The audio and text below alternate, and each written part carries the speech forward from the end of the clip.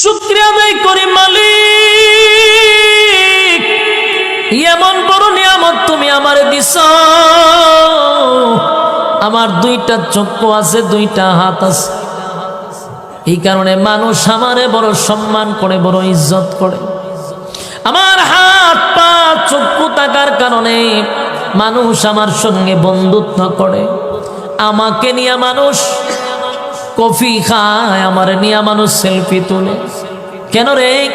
আমার মধ্যে আল্লাহর নিয়ামত আছে, এই জন্য মানুষ আমার মহব্বত করে, ভালোবাসে।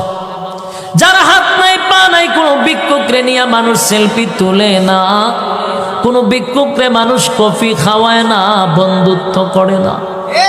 কোনো ভিক্ষুক ভালো বাড়িতে বিয়া শাদিও করতে পারে না, কারণ তার মধ্যে আল্লাহর সেই নিয়ামত নাই যেই নিয়ামত আমার মধ্যে আছে। শুকরিয়া আদায় যদি করো, তাহলে তুমি বুঝতে পারবা কি পরিমাণ নিয়ামত আল্লাহ আমারে দিছে।